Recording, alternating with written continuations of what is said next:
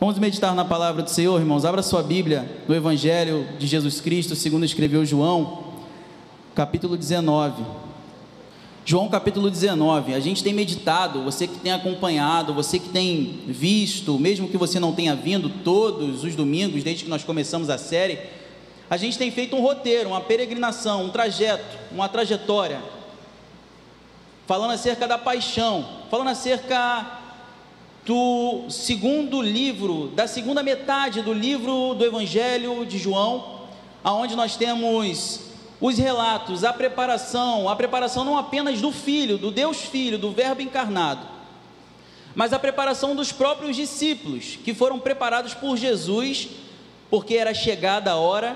A gente tem sempre citado justamente essa expressão que Jesus Cristo utiliza bastante, que João cita da boca de Jesus no texto do Evangelho, é o seguinte: olha, ainda não é chegada a hora, ainda não chegou a hora, mas quando passa dessa metade do livro, quando se encerra o livro dos sinais, até o capítulo 12, começa o capítulo 13, e o que a gente lê já é outra coisa. Olha, está chegando a hora é chegada. E nós escolhemos essa série justamente porque nós estamos no período, e eu gosto muito de ressaltar isso aqui, gostamos de ressaltar, que é o período central no calendário da fé cristã, a Páscoa. A Páscoa, como eu disse anteriormente, como já falamos tantas vezes aqui, é a festa, é o evento. Quando nós falamos da Páscoa, evidentemente apontando para o que Cristo fez, sua morte e ressurreição, nós estamos falando do maior acontecimento, daquilo de mais extraordinário da parte de Deus que eu e você recebemos. É nos eventos da Páscoa, é nos acontecimentos da Páscoa que nós somos lembrados, muito mais do que um feriado, um evento muito ligado ao comércio. Nós somos lembrados do que Deus fez por cada um de nós em Cristo Jesus. Mas é muito importante não celebrarmos apenas o final de semana que envolve a Páscoa, mas nos prepararmos para isso, porque o próprio Senhor Jesus Cristo preparou os seus discípulos para aquele grande momento. E é por isso que nós temos passado por alguns textos que não falam diretamente acerca da ressurreição, mas peregrinam o caminho com Jesus, que o levou à cruz, e que depois da cruz, ao terceiro dia, no qual ressuscitou. Então nós estamos percorrendo um trajeto. João capítulo 19, versículos 17 a 30, a gente chega aqui talvez no começo do ápice do ministério terreno de Jesus, porque o ápice do ministério terreno de Jesus, ele começa na cruz e termina ali na ressurreição. Depois nós temos um período em que Jesus Cristo permanece com os seus discípulos para poder ser assunto aos céus, subir aos céus. Mas quando nós falamos da redenção, do plano perfeito estabelecido por Deus na eternidade, o ápice do ministério de Jesus começa na cruz. Vamos ler, peço que você se coloque de pé, você que encontrou o texto, João capítulo 19, João 19, versículos 17 em diante. Diz assim a palavra do Senhor: tomaram eles, pois, a Jesus, e ele próprio, carregando a sua cruz, saiu para o lugar chamado Calvário, Gólgota em hebraico, onde o crucificaram, e com ele outros dois, um de cada lado, e Jesus no meio. Pilatos escreveu também um título, e o colocou no cimo da cruz. O que estava escrito era: Jesus Nazareno, Rei dos Judeus. Muitos judeus leram este capítulo, porque o lugar em que Jesus fora crucificado era perto da cidade, e estava escrito em hebraico, latim e grego. Os principais sacerdotes diziam a Pilatos: não escrevas Rei dos Judeus, e sim que ele disse: sou o Rei dos Judeus. Respondeu Pilatos: o que escrevi, escrevi. 23. Os soldados, pois, quando crucificaram Jesus, tomaram-lhe as vestes e fizeram 4 partes, para cada soldado uma parte, e pegaram também a túnica, a capa. A túnica, porém, era sem costura, toda tecida de alto a baixo. Disseram, pois, uns aos outros: não a rasguemos, mas lancemos sorte sobre ela, para ver a quem caberá, para se cumprir a escritura: repartiram entre si as minhas vestes, e sobre a minha túnica lançaram sorte. Assim, pois, o fizeram os soldados. E junto à cruz estavam a mãe de Jesus e a irmã dela, e Maria, mulher de Clopas, e Maria Madalena. Vendo Jesus, sua mãe, e junto a ela o discípulo amado, disse: mulher, eis aí teu filho. Depois disse ao discípulo: eis aí tua mãe. Dessa hora em diante o discípulo a tomou para casa. 28. Depois, vendo Jesus que tudo já estava consumado, para se cumprir a escritura, disse: tenho sede. Estava ali um vaso cheio de vinagre. Embeberam de vinagre uma esponja, e fixando-a num caniço de isopo, lhe chegaram à boca. Quando, pois, Jesus tomou o vinagre, disse: está consumado, e inclinando a cabeça, rendeu o espírito. Feche seus olhos mais uma vez, vamos falar com o Senhor. Senhor, obrigado pela tua palavra. Obrigado, Deus, por estarmos aqui e termos essa rica oportunidade de ouvir a tua voz, em comunhão com nossos irmãos, em comunhão com Cristo Jesus, o Cristo crucificado e ressurreto. Fale aos nossos corações, Senhor, queremos te ouvir mais uma vez. Essa é a nossa oração, no nome poderoso de Cristo Jesus. Amém e amém.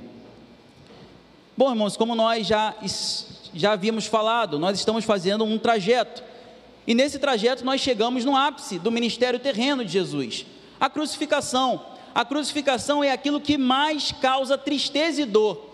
Eu quero que você se lembre que justamente nos períodos alusivos à Páscoa, quando nós começamos a ligar a televisão e começamos a ver filmes tradicionais que buscam contar a história e tentando trazer com detalhes os acontecimentos relacionados à morte de Cristo, muitas vezes, apesar de se tratar de uma encenação, de uma representação, muitas vezes não tão fiéis assim, a gente olha aquilo ali, mesmo sabendo se tratar de um ator, mesmo sabendo se tratar de uma encenação, e a gente sente no nosso coração certa tristeza, porque nós, de certa forma, somos mais uma vez lembrados do quanto o nosso Deus, e aí o tema da nossa mensagem hoje não é apenas a crucificação, mas algo que muitas vezes nós não percebemos, tamanho amor de Deus, a ponto de Deus ter morrido na cruz, porque Deus morreu na cruz em Cristo Jesus. Cristo é o Deus Filho, o Verbo encarnado, e eu não sei se você, mas eu já me perguntei, que amor é esse? Que tamanho amor, a ponto de Deus, o próprio Deus encarnado, se entregar? Quando nós começamos a assistir esses filmes, e os filmes não são muitas vezes tão fiéis assim à história, nós já sentimos o nosso coração quebrar, nós já sentimos a dor ali do que o nosso Senhor sentiu, porque esse de fato é o momento que, por mais que o nosso coração, ao contemplarmos peças, encenações, filmes, se encham muitas vezes de tristeza e angústia, porque nós estamos vendo ali uma encenação do que aconteceu com o nosso Senhor, deve trazer também, meu irmão, minha irmã, ao nosso coração esperança, alegria. Nós temos falado aqui que o propósito da série não é, e João deixa muito claro isso, não é olhar apenas para o sofrimento do Cristo, mas olhar para a sua glória também, é entender que a glória de Cristo é precedida pelo que Ele vive, pelo que Ele passa, nos últimos momentos junto com os seus discípulos. Aquilo ali já era uma preparação para a sua glorificação. Era necessário que o Filho se humilhasse, que o Filho padecesse, que o Filho enfrentasse a dor e o sofrimento, para cumprir o plano eterno de Deus, do Deus Trino.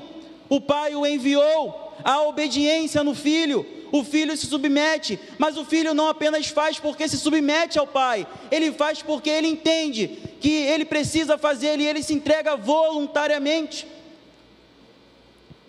Nós temos nesse momento, nesse ponto do Evangelho de João, o ponto nevrálgico, culminante, central, da revelação de Deus no ministério de Jesus, a relação de cumprimento daquilo tudo que havia sido prometido, de todas as expectativas. Havia a necessidade, já se tinha consciência da necessidade de um Salvador, de um Messias, de um Redentor. É evidente que com outras perspectivas, expectativas equivocadas, mas esse Salvador chegou, esse Salvador é Cristo Jesus, e era necessário para que o Cristo fosse exaltado e glorificado, como nós cantamos aqui, ele também experimentasse o sofrimento e a dor. Sabe por quê? Por amor a nós. Ele se entregou, e ele se entregou. O texto que nós estamos meditando, ele revela mais uma vez aquilo que nós vimos na primeira mensagem, o amor extremo de Deus, um amor extremo, um amor que é o amor ágape, sacrificial, de quem se entrega, um amor que é muito mais do que uma paixão, um amor que não é desejo, um amor que é ação. Não é à toa que o apóstolo Paulo, ao falar desse amor, na carta aos Romanos, no capítulo 5, versículo 8, ele vai falar que esse amor precisa refletir em ação. Ele fala que Deus prova o seu amor por nós, tendo Cristo morrido por nós, sendo nós ainda pecadores. Nós não tínhamos nada para oferecer, nós não temos nada para dar, mas mesmo assim Deus nos amou, e Cristo se entregou. Nós podemos dividir esse texto que nós lemos em algumas cenas, é assim que João faz. Nós já vimos aqui que João é diferente dos sinóticos. João, ele não apenas segue uma cronologia diferente, mas ele traz temáticas diferentes, ele traz falas de Jesus que não constam nos outros evangelhos, nos evangelhos sinóticos, Mateus, Marcos e Lucas. Ele traz certos detalhes, e ele traz certos detalhes que nos chamam a atenção justamente para este fato: Jesus Cristo se entrega, gente. Jesus Cristo se entrega. Os judeus entregam Jesus a Pilatos? Entregam. Pilatos lava as mãos e entrega Jesus de volta ao povo para que ele seja crucificado? Sim, mas acima de tudo havia um plano. O plano incluía o Filho se entregar em amor, e o Filho se entregou. Você percebe isso logo no começo da leitura, acompanhe comigo. No versículo 17, após o interrogatório que Pilatos faz com Jesus, a gente viu isso na semana passada, aqui na pregação de semana passada. O texto vai dizer: tomaram eles, pois, a Jesus, e olha o que o texto vai dizer: ele próprio, carregando a sua cruz, saiu para o lugar chamado Calvário, Gólgota em hebraico. A primeira cena que nós temos envolve esse aspecto voluntário de Jesus. Jesus Cristo é aquele que se entrega, Jesus Cristo é aquele que carrega a sua própria cruz, de forma diferente dos outros evangelhos, onde há mais detalhes, inclusive, acerca desse episódio. Aqui nós temos uma coisa: olha, Jesus Cristo, tamanho amor de Deus, faz com que Jesus Cristo se mova em direção ao Calvário. A impressão que nós temos ao ler esse texto, e é aquilo que nós devemos ter de fato, é que havia pressa em Jesus para cumprir o plano perfeito de Deus. Havia pressa em Jesus para ir ao Calvário, para se entregar, porque ele sabia que isso era parte do plano de salvar o ser humano caído e pecador. Ele se entrega, ele mesmo se entrega por compreender que é chegada a hora. Os outros evangelhos, no episódio do Getsemane, ressaltam quanto aquilo angustiou Jesus, e de fato o angustiou. Mas como nós vimos na semana passada, ele, apesar de toda angústia, ainda assim, ele se entrega como manifestação do seu amor. Ele sai para entregar-se às autoridades, e a gente viu na semana passada como todas as autoridades, as religiosas, política, social, se uniram no propósito de prender e condenar Jesus. Mas, como eu disse, acima de todos esses intentos, acima das atitudes de Pilatos, dos judeus, do sumo sacerdote, dos religiosos que queriam prender e matar Jesus, há um plano, e esse plano inclui a minha e a sua salvação.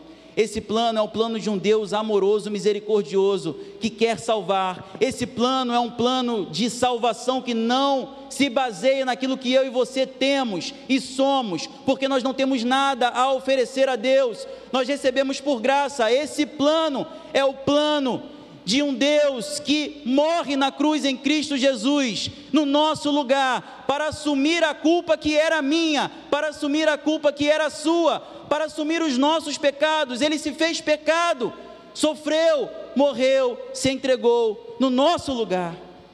Ele se entrega às autoridades, e como nós vimos na semana passada, ele se entrega para ser preso.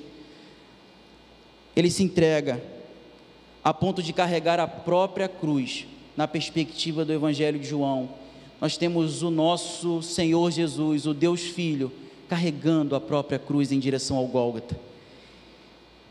O Gólgota é o cenário. Como nós estamos falando, a gente está falando de cenas que João quer trazer. Cena precisa de cenário. O cenário é o Calvário, o Gólgota. E é interessante que João, como a gente já viu nas outras mensagens, João, ele traz alguns elementos de ironia no texto, no Evangelho. É interessante a gente perceber, irmão, minha irmã, que Jesus Cristo, ele caminha em direção àquilo que representa a própria morte, uma caveira, o monte da caveira. Caveira representa a morte. Não é à toa que a figura da morte nas mitologias, geralmente é a de uma caveira. Caveira representa a morte. O monte da caveira. É curioso perceber que o lugar de morte, com o nome de morte, com o cheiro de morte, seria o lugar onde Cristo, ao se entregar, ao manifestar o amor de Deus por nós, com a sua entrega, traria a cada um de nós vida. Como é paradoxal, como chega a ser irônico da parte do evangelista, dos evangelistas, ressaltar justamente esse detalhe. No monte da caveira, no monte da morte, aonde Cristo se entrega, aonde Cristo sofre, aonde Cristo morre, morte vergonhosa de cruz, nós encontramos vida. Nós experimentamos a vida eterna a partir daquele momento, a partir daquele ato que Cristo, ao se entregar, faz um ato de amor. O Gólgota, o Calvário, que tem cheiro de morte, meu irmão, minha irmã, recebe aquele que é a própria vida, e ali nós temos o começo do triunfo da vida sobre a morte, porque quando nós falamos da cruz, quando nós falamos do que Cristo fez, quando nós falamos do que Cristo viveu, quando nós falamos do que Cristo passou, nós precisamos lembrar o porquê dele ter passado por tudo aquilo. Ele passou por tudo aquilo, assumindo o nosso lugar, para que nós não recebêssemos a ira santa de Deus contra o pecado. A ira de Deus, a ira santa de Deus contra o pecado, que deveria recair sobre mim e sobre você, recai naquele momento sobre o nosso Senhor Jesus Cristo. E o texto ressalta bastante acerca da humilhação de Cristo, mas ressaltando que Cristo é aquele que vai, Cristo é aquele que se entrega. O texto destaca essa humilhação a ponto de dizer que Cristo, ele é crucificado entre dois transgressores, mais uma vez, para que se cumprisse a promessa, para que se cumprisse a palavra. Se você observar, meu irmão, minha irmã, o texto tão conhecido que nós lemos muitas vezes na Páscoa, de Isaías 53, nós vamos ler no versículo 12 que ele foi contado entre os transgressores. Nós temos nesse texto uma coisa importante a ressaltar. Esse texto, ele traz cumprimento, plenitude, completude. Na cruz, as promessas e expectativas são cumpridas. Na cruz de Cristo, as expectativas são sanadas. Na cruz de Cristo, a expectativa que se tinha acerca do Redentor são cumpridas. Cristo é aquele que cumpre as expectativas. Cristo é aquele que, ao se entregar, atende às expectativas daqueles que realmente aguardavam verdadeiramente, com expectativas, a redenção, um Salvador. E aí a gente passa para a próxima cena, a cena que também carrega um pouquinho de ironia. Se você acompanhar comigo, a partir do versículo 18, a partir do versículo 19, o texto começa a falar nos versículos 19 até o 22, sobre o que estava escrito na cruz, foi pregado na cruz juntamente com Cristo, uma referência irônica a ele, mas há uma ironia por trás da ironia dos romanos, da ironia de Pilatos, da ironia dos religiosos. É interessante que o texto vai dizer o seguinte: olha, Pilatos escreveu também um título e o colocou no cimo da cruz. O que estava escrito era: Jesus Nazareno, o Rei dos Judeus. Muitos judeus leram este título, porque o lugar em que Jesus fora crucificado era perto da cidade, e estava escrito em hebraico, latim e grego. Os principais sacerdotes diziam a Pilatos: não escrevas Rei dos Judeus, e sim que ele disse: sou o Rei dos Judeus. Respondeu Pilatos: o que escrevi, escrevi. É interessante a gente perceber que esse fato, apesar de ser uma ironia de Pilatos, comunica o real propósito da obra de Cristo Jesus. Cristo é Rei, Cristo é Senhor, Salvador e Rei. Rei é um dos próprios ofícios de Cristo. Cristo é o profeta, sacerdote, Rei, o profeta perfeito, o Moisés perfeito, os profetas perfeitos, o profeta perfeito. Cristo é o sacerdote perfeito, o Arão perfeito. Cristo é o Rei perfeito. Cristo é o Davi perfeito, o Saul perfeito. Todos os reis, todos os profetas, todos os sacerdotes tipificavam o próprio Cristo, apontavam para o próprio Cristo, mas diferente de muitos reis, profetas e sacerdotes que foram infiéis, Cristo é aquele que faz a sua obra com total perfeição. Cristo é o Rei perfeito. E é interessante que o texto ele está escrito em 3 línguas, O texto, como nós vimos, ele está escrito em hebraico, latim e grego. Sabe a ironia por trás da ironia? Por mais que fosse um sarcasmo de Pilatos, por mais que fosse uma tentativa de banalizar Cristo, o nosso Senhor Jesus na cruz, ao chamá-lo de Rei dos Judeus, a ironia está justamente no fato de que aquilo que aqueles homens mais negavam foi proclamado na cruz. Jesus Cristo é Rei, e Rei não apenas dos judeus, Rei do universo. Não é à toa que está escrito em 3 línguas, para que todos pudessem entender, para que não apenas judeus compreendessem, mas romanos compreendessem, gregos compreendessem, gentios. Isso mostra o caráter universal do Evangelho e do reinado de Cristo, do governo de Cristo. Cristo não é apenas Rei de um povo étnico, não é apenas Rei dos judeus, mas Ele é Rei de todos os povos, línguas, tribos, raças e nações. Cristo é Rei do universo. Ele é o Todo-Poderoso, o Rei do universo.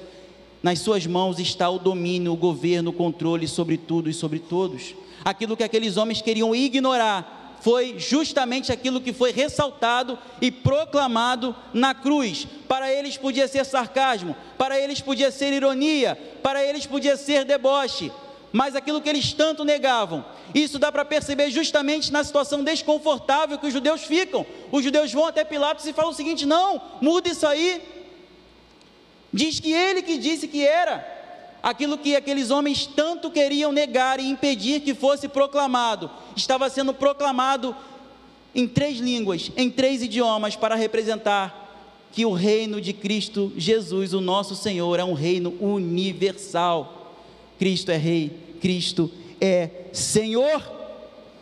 A salvação sai a partir dos judeus, por obra do Messias, e se estende à humanidade inteira, gregos, romanos, gentios.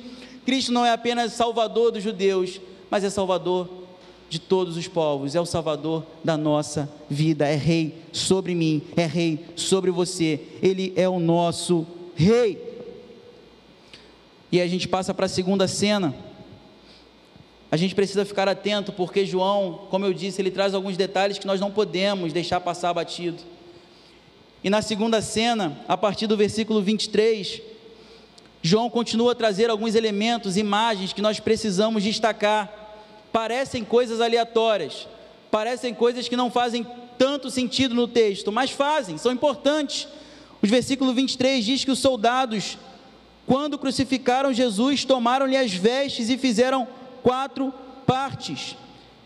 O texto vai dizer que aqueles soldados, eles dividem a roupa, as vestes de Jesus, mas quando se trata da túnica, eles não rasgam, eles não destroçam a túnica para dividir, eles lançam sorte.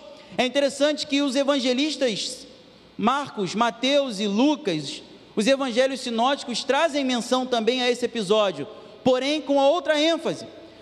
Em João nós temos o Salmo 22 novamente citado, mas com a ênfase diferente, a ênfase na questão da túnica que não é rasgada, da túnica que é lançada à sorte pelos soldados. Isso aponta novamente, é um simbolismo, é uma representação justamente do reinado de Cristo. Se você olhar no Antigo Testamento, a capa, a túnica, o manto, ele tem um simbolismo muito forte.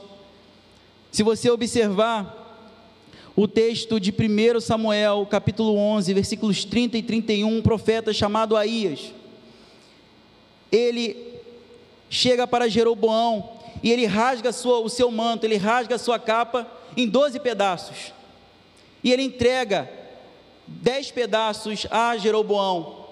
Aquilo ali tinha um significado, tinha um sentido, era parte da profecia, era para comunicar que o reino de Israel se dividiria.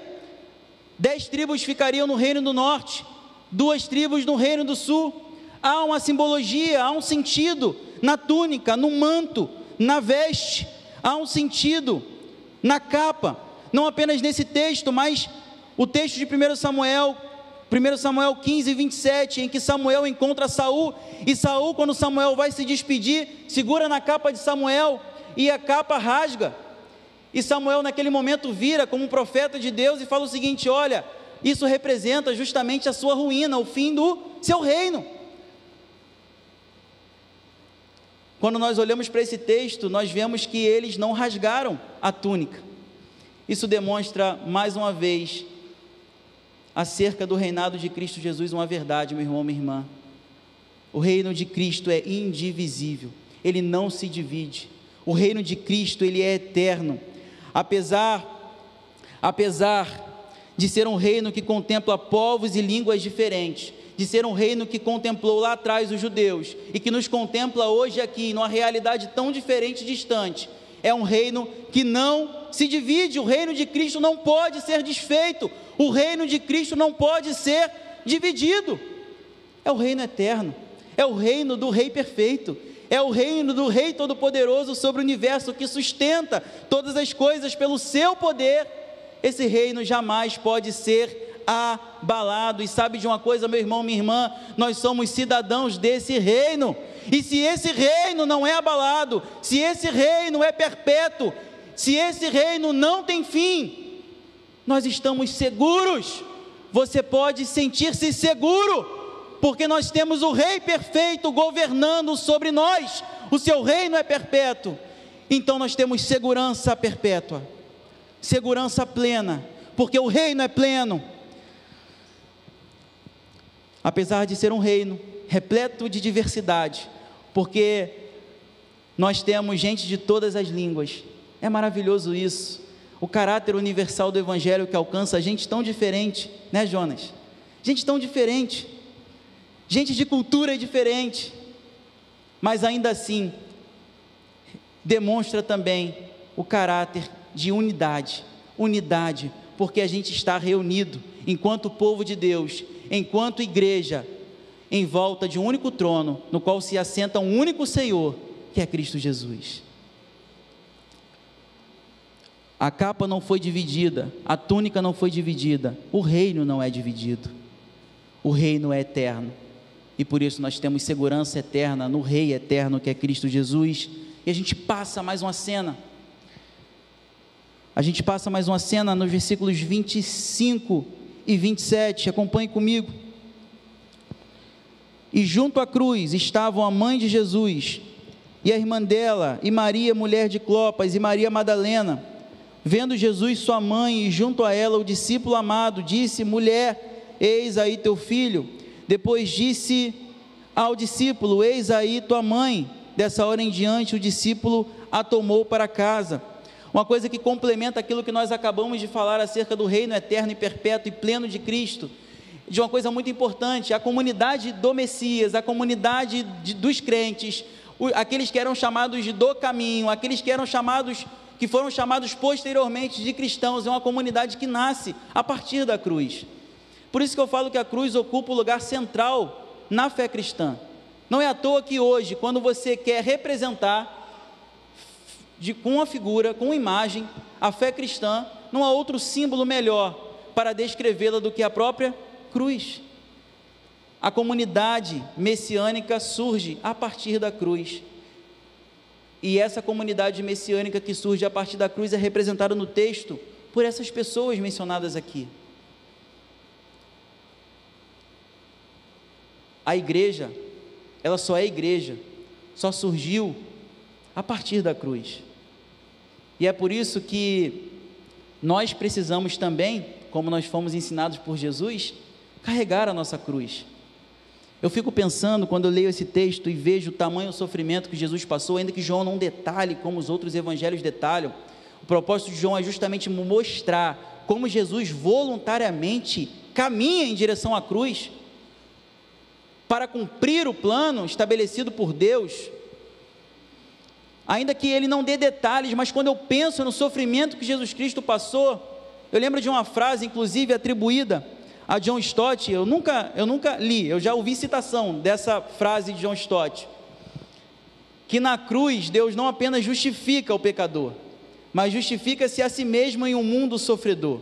Parece meio difícil de entender de cara, mas o que essa frase de John Stott, atribuída a John Stott, quer dizer é que o nosso próprio Deus sofreu, o nosso próprio Deus sofreu, o nosso próprio Deus sentiu em Cristo Jesus, o Verbo encarnado, a dor e o sofrimento, e o nosso próprio Deus encarou a morte.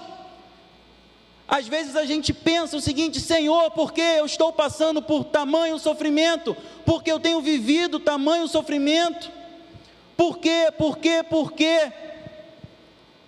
Geralmente, quando pensamentos assim vêm à minha cabeça, sentimentos assim tomam meu coração, eu lembro que o próprio Deus experimentou o sofrimento. O nosso Deus sabe o que é sofrer. Em Cristo Jesus, o nosso Deus sofreu. Em Cristo Jesus, o nosso Deus morreu, morte vergonhosa de cruz. E eu sempre lembro dessa canção. Como eu gosto dessa canção, eu vou cantar ela no próximo culto dos clássicos. Daniel vai tocar. Grupo Logos.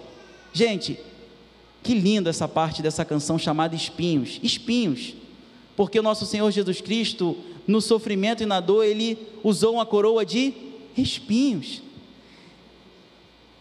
E a canção fala: Senhor Jesus, eu não entendo espinhos. Sabe quais são os sofrimentos que nós temos na vida? Nós podemos chamar de espinhos. É luta. Quem não enfrenta a luta, todos temos, todos enfrentamos. Mas a canção, o Paulo César, que é o compositor, meu Deus do céu, Daniel, vai tocar? Jesus, eu estava brincando. Espera o culto dos clássicos. Que susto, ele levantou, já fiquei apavorado. Tem gente boa aqui para cantar melhor que eu.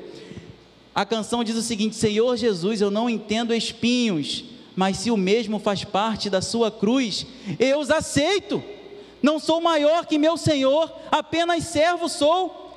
Gente, se Jesus Cristo disse para mim, para você, para os seus discípulos, para cada um de nós, que no mundo teríamos aflição, e eu fico pensando no que ele passou. Ele experimentou a aflição na sua carne. Sofrimento, dor, são coisas que nós queremos evitar. Mas quando nós olhamos para a cruz, nós aprendemos acerca de um Deus que se entrega para sofrer, para morrer, para padecer, para sentir a dor. E sabe por quê, meu irmão, minha irmã? Por amor. Amor a mim, amor a você, amor por aqueles que creem. Se entregou em nosso lugar. Quando nós lidamos com a dor e o sofrimento, entendendo que o nosso Senhor também lidou com a dor e o sofrimento, e Ele nos ensina não apenas a lidar, Ele não nos ensina apenas a realidade do sofrimento, mas como lidar com o sofrimento, olhando para a cruz, porque a cruz é o começo da sua glorificação. A cruz representa sofrimento, como nós vimos já na semana retrasada. A cruz representa sofrimento, mas a cruz também representa glória. Cristo Jesus está glorificado, é glorificado, mas tudo começou na cruz. Nós passamos por sofrimento assim como Cristo passou, mas nós receberemos corpo glorificado semelhante ao dele, assim como ele ressuscitou dos mortos. Todos nós, para a vida eterna, ressuscitaremos. E aí toda dor, todo sofrimento ficará. A gente precisa aprender, meu irmão, minha irmã, a olhar mais para a cruz de Cristo. A igreja nasce a partir da cruz. A igreja nasce aos pés da cruz, e é aos pés da cruz que nós devemos estar. A cruz nos ensina sobre humildade, a cruz nos ensina sobre entrega, a cruz nos ensina acerca da dor e do sofrimento que até mesmo o nosso Deus encarou. Não há nada que apavore mais os nossos corações, os corações das pessoas aí fora, do que a própria morte. E o nosso Deus encarou a própria morte. De fato, Ele triunfou sobre ela, e louvado seja Deus por isso, porque a vitória sobre a morte que Ele garantiu na cruz é também a nossa vitória. Mas Ele precisou passar pela morte, Ele precisou encarar a morte. A comunidade do Messias nasce a partir da cruz, e é a partir da cruz a nossa vida é transformada, e é aos pés da cruz, meu irmão, minha irmã, que nós devemos estar. Aos pés da cruz, aos pés da cruz. E a gente vai para a cena 4, para a cena final desse texto que nós lemos. E aqui nós temos ali o ápice do ápice. Se até aqui a gente estava percorrendo uma região montanhosa, agora a gente chegou no topo, no pico, no cume. Versículos 28 a 30, acompanhe comigo. Depois, vendo Jesus que tudo já estava consumado, para se cumprir a escritura, disse: tenho sede. Estava ali um vaso cheio de vinagre. Embeberam de vinagre uma esponja, e fixando-a num caniço de sopo, lhe chegaram à boca. Quando, pois, Jesus tomou o vinagre e disse: está consumado, e inclinando a cabeça, rendeu o Espírito. Na cena 4, nós temos um momento, mais uma vez, em que nós contemplamos e lembramos do propósito pelo qual Cristo estava na cruz. Quando a gente olha o que aqueles homens perversos fizeram a Jesus, porque Ele diz: tenho sede, é como se Jesus estivesse dando ali uma oportunidade para que houvesse um pingo de compaixão em relação a Ele, e aqueles homens, em vez de saciar a sede de Jesus, dão a Ele vinagre para beber, aumentam-lhe o sofrimento, aumentam-lhe a dor. Isso demonstra a perversidade do ser humano sem Deus, a maldade no qual o ser humano é capaz. E a gente pensa: nossa, que perversidade, que maldade, não saciar a sede, ainda que eles não acreditassem, ainda que eles não tivessem em mente, como nós temos o fato de que Jesus é Deus, e naquele momento Ele estava cumprindo um plano, um propósito eterno. Trata-se de alguém que está sedento numa cruz, prestes a morrer, e aqueles homens negam aquilo que a gente costuma dizer que não se nega para ninguém: água para saciar a sede. Eles dão vinagre para lhe aumentar o sofrimento. Eu lembro da primeira pregação, onde há um contraste entre o amor extremo de Cristo Jesus ao lavar os pés dos discípulos, e o contraste existente entre isso e a atitude de Judas, que o trai friamente, naquele momento em que Jesus Cristo está lavando os pés dos discípulos, inclusive de Judas. Já tinha no coração de Judas todo o intento para trair Jesus. Na cruz, no momento de angústia de nosso Senhor Jesus, Ele pede água e lhe dão vinagre para beber. E aí a gente, mais uma vez, se pergunta: por que Jesus estava morrendo na cruz? Por causa do pecado humano, para que a ira de Deus, não recaísse sobre pecadores perversos e maus, como aqueles homens e como nós somos por natureza. Porque a gente pode pensar: nossa, eu não faria isso. Gente, a diferença de nós para aqueles homens é o fato de sermos lavados e remidos pelo sangue de Cristo, do Cordeiro, porque por natureza todos somos maus. Por natureza a nossa inclinação é para as coisas da carne, a nossa inclinação é para a maldade.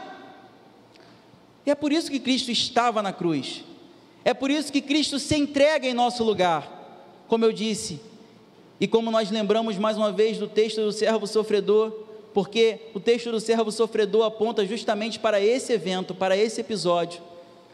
Ele carregou sobre si as nossas transgressões, Ele carregou sobre si o castigo que nos traz paz estava sobre quem? Sobre ele. E pelas suas feridas, chagas, nós fomos sarados. A culpa é nossa, era nossa. Ele a carregou para si. Quantas vezes, irmãos, eu cito sempre isso aqui também, quantas vezes nós erramos e colocamos a culpa em outro, não assumimos a culpa. E olha o contraste entre nós pecadores e Cristo, o Rei perfeito, o Rei que se humilha e assume a nossa culpa. A gente não joga a culpa sobre ele, ele assume sobre si a nossa culpa, ele se entrega em nosso lugar. Por quê? Por causa disso que a gente está vendo aqui, homens perversos, que não conseguem sequer demonstrar um pequeno gesto de carinho, de compaixão, em meio a tanto sofrimento, de molhar uma esponja e um pano, uma toalha, uma estopa de água e colocar na boca de Jesus que estava sofrendo. No lugar disso eles colocam vinagre. E o texto no versículo 28 ainda ressalta outra coisa importante. Jesus Cristo, como a gente já viu no capítulo 17 na oração sacerdotal, como a gente já viu semana passada, ele sabia que já era chegada a hora.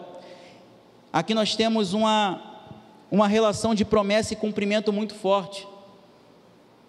Não é à toa que João a todo momento cita, para que se cumprisse a Escritura, para que se cumprisse a palavra que foi dita por meio do profeta, para que se cumprisse isso, para que se cumprisse aquilo.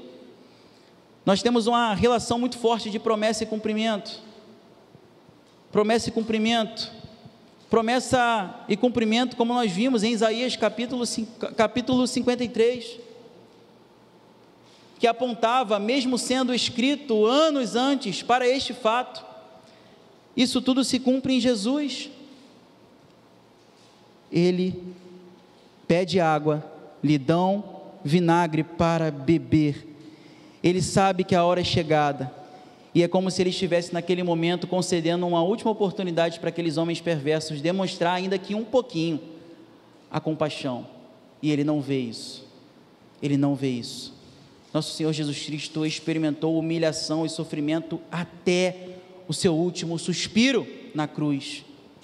O texto continua dizendo: estava ali um vaso cheio de vinagre, embeberam de vinagre uma esponja e fixando no caniço, lhe achegaram a boca. Quando, pois, Jesus tomou o vinagre, disse: está consumado. Jesus Cristo lembra a nós, João lembra a nós, trazendo essa expressão, o seguinte: está feito. Não apenas é o fim, porque quando a gente para na morte, se a gente parar na morte de Cristo, no momento em que Ele entrega o seu Espírito e morre, essas palavras podem trazer uma ideia de que tudo estava acabado, mas não.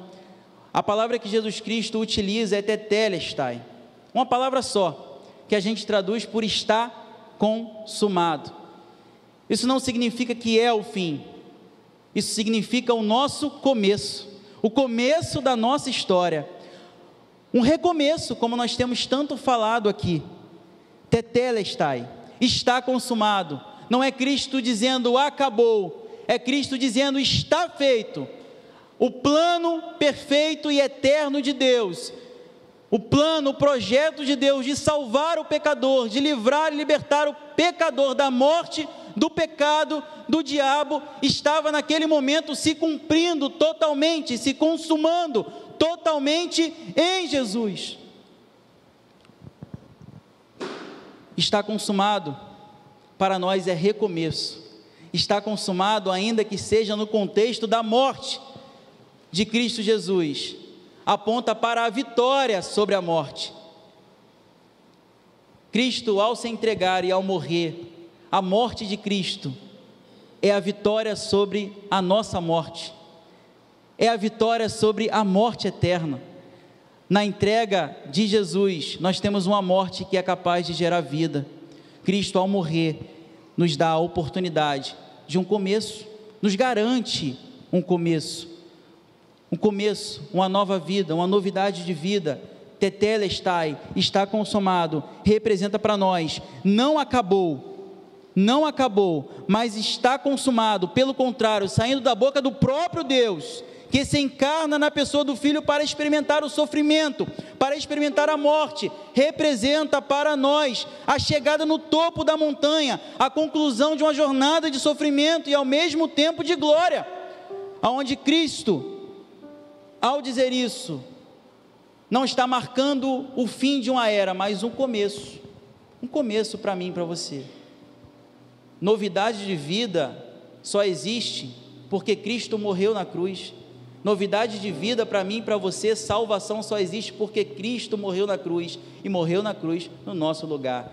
Para nós, por causa do nosso pecado, estava reservado a morte eterna, porque nós merecíamos a morte eterna, mas por causa da morte de do Rei perfeito, do Cristo, do Salvador, nós experimentamos novidade de vida.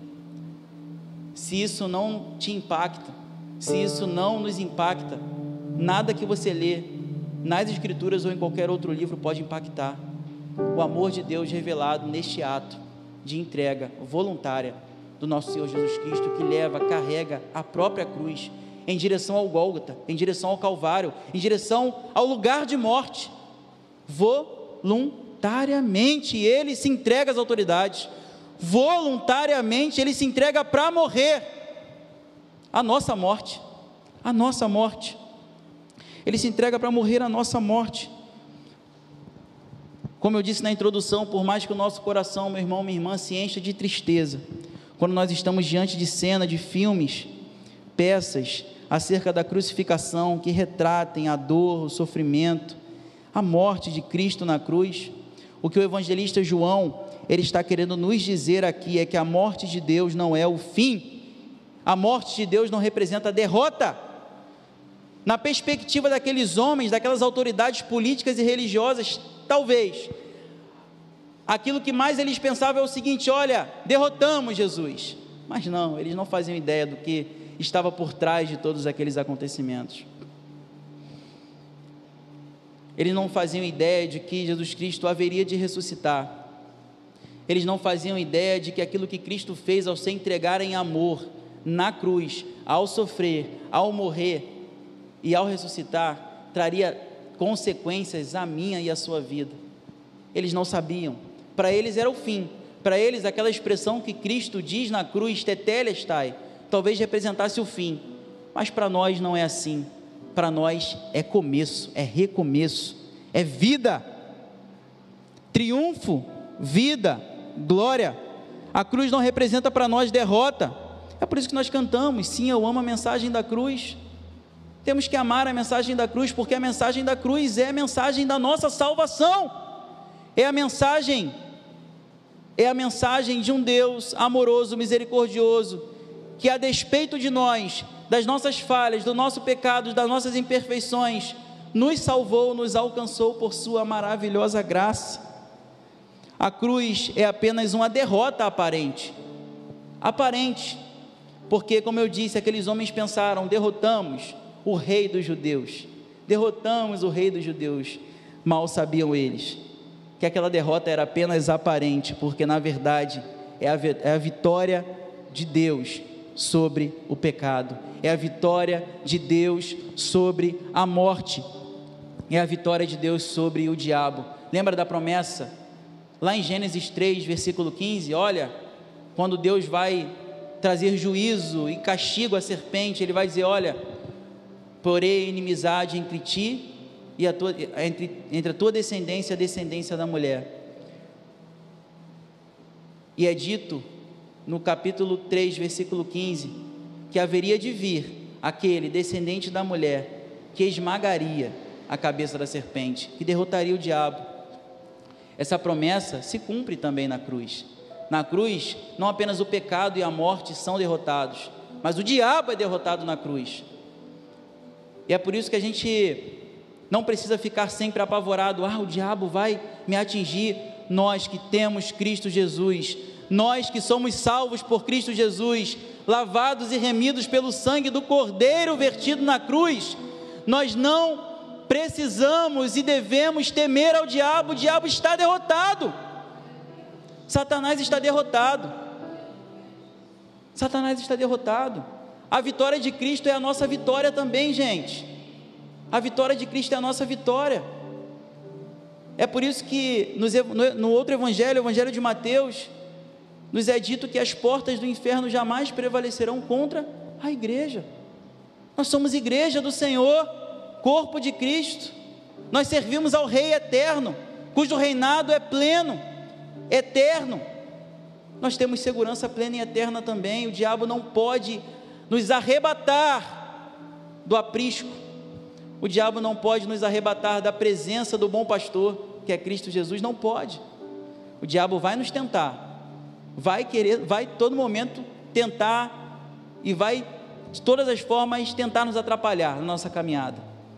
Mas o diabo não pode nos arrebatar da presença do bom pastor, porque o bom pastor é Cristo Jesus, e o bom pastor não perde de vista as suas ovelhas. Você que é a ovelha do bom pastor, tenha certeza de uma coisa: você é uma ovelha cujo pastor, o bom pastor, não perde de vista.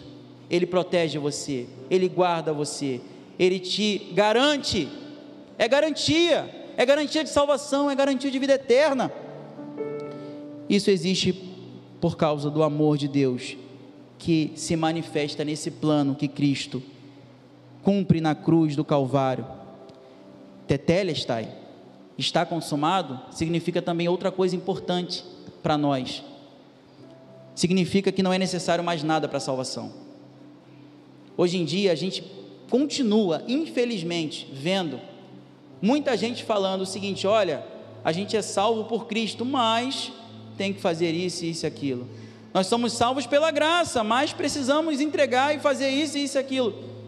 Tetelestai, está consumado, saindo da boca de Jesus naquele momento, significa também o seguinte: olha, tudo aquilo que precisava ser feito para que eu e você tivéssemos salvação, recebêssemos salvação por graça, já foi feito, já foi realizado. Cristo cumpriu plenamente toda a exigência. O Deus encarnado, o Deus Filho, Cristo Jesus, foi tentado e não pecou, e era necessário que alguém perfeito morresse por causa de pessoas imperfeitas como nós. Cristo pagou o preço. É por isso que Paulo ele vai falar no capítulo 2 da carta aos Colossenses, que aquele escrito de dívida, aquela dívida que tínhamos, ele encravou aonde? Na cruz. Ele encravou na cruz. A nossa dívida foi paga, gente. A conta que nós não podíamos pagar, Cristo pagou na cruz com sua morte. Eu vou parar na morte, porque a ressurreição ainda vai vir ainda, nas próximas semanas. Mas eu quero que você entenda, meu irmão, minha irmã, que não há ressurreição sem morte. A obra de Cristo começa, o ápice da obra de Cristo começa na cruz. E é por isso que a cruz é tão importante para nós. Estar aos pés da cruz é algo essencial. Lembrar da cruz é algo que nós precisamos fazer a todo momento. Na cruz, nós não somos apenas lembrados do amor de Deus, mas somos lembrados da nossa condição sem Ele. A nossa condição sem Ele era de pecadores, cegos, surdos, espiritualmente, que caminhavam para a morte eterna. Mas Ele nos alcançou, Ele nos salvou. Deus manifestou o seu amor, Deus manifestou a sua graça.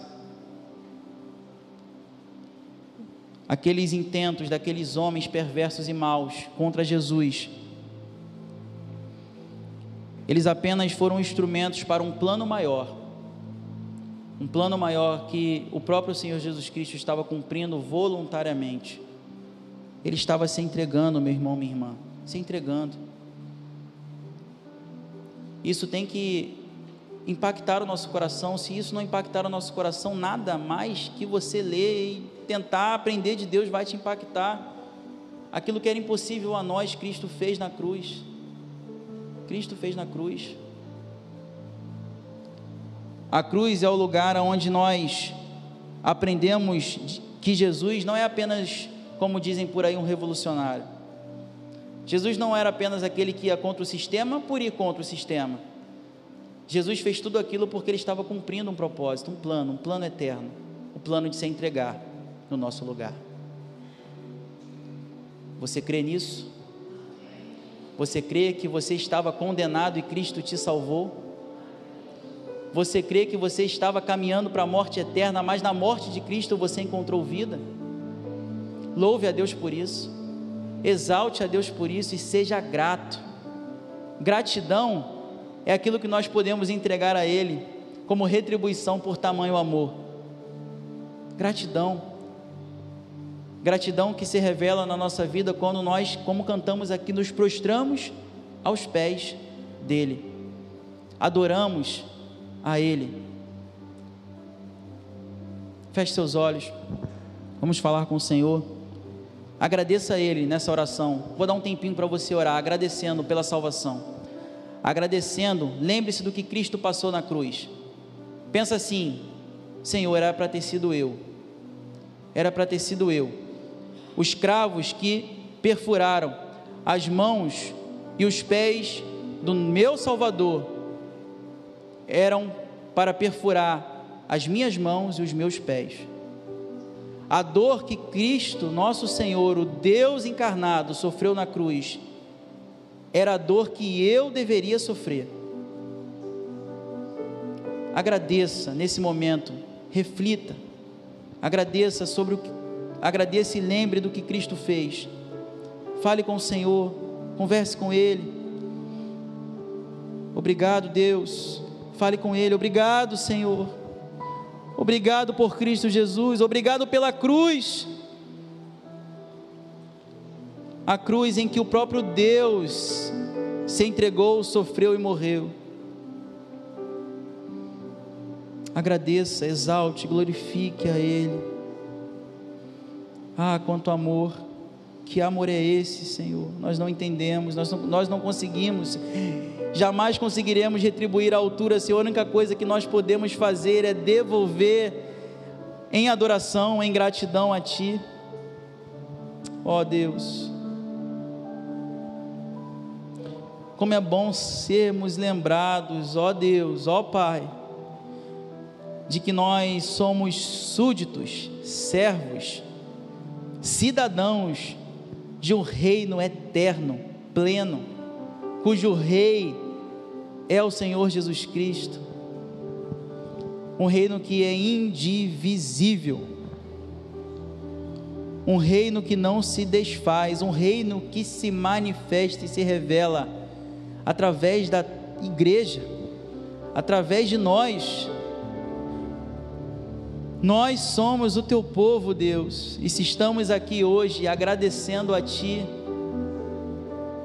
é porque aquilo que nós lemos e que foi objeto da nossa reflexão se aplica a nós. Nós entendemos isso. A Tua graça nos alcançou. Outrora estávamos perdidos, outrora, como a Tua palavra diz, éramos inimigos Teus, mas fomos alcançados por Teu amor, fomos alcançados por Tua graça.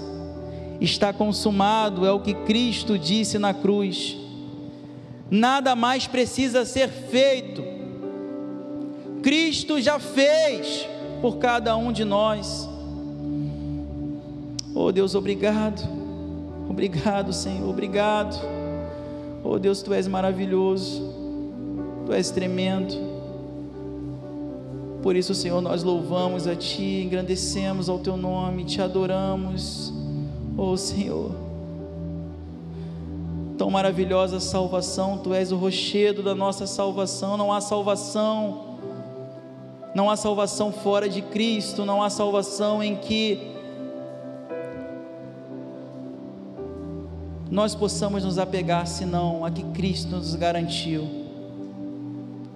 Nós olhamos para o mundo, nós olhamos, Senhor, para as pessoas à nossa volta, nós vemos um mundo inquieto, buscando algo em que se apegar. Senhor, como é bom sabermos que temos a Cristo, e nos apegamos a Cristo. Muito obrigado, Senhor, por nos lembrar que o nosso lugar é aos pés da cruz. Aos pés da cruz, nós recebemos um recomeço. Aos pés da cruz nós somos lembrados do Teu amor. Aos pés da cruz, nós aprendemos que o sofrimento é passageiro, porque Tu, Senhor, até mesmo Tu, ó Deus, experimentou o sofrimento em Cristo Jesus, mas para triunfar sobre ele, para triunfar sobre a morte, nós temos a certeza que essa vitória também é a nossa vitória.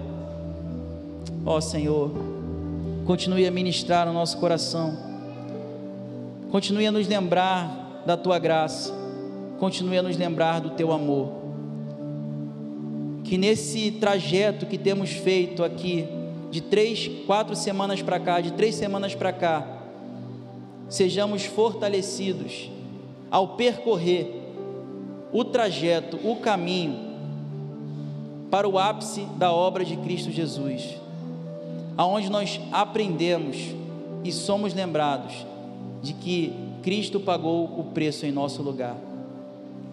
Senhor, leva-nos em paz para nossas casas, leva-nos em segurança, que tenhamos, Senhor, uma semana de paz,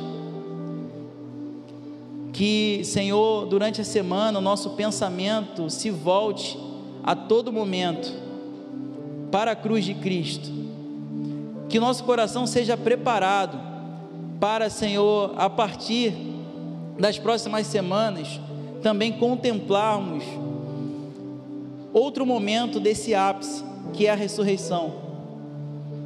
Ensina-nos, Senhor, através da Tua palavra, a viver uma vida para a Tua glória.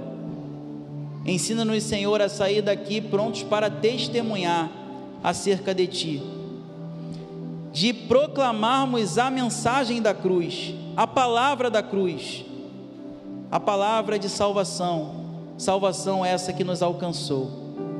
Senhor, mais uma vez agradecemos o nome de Jesus.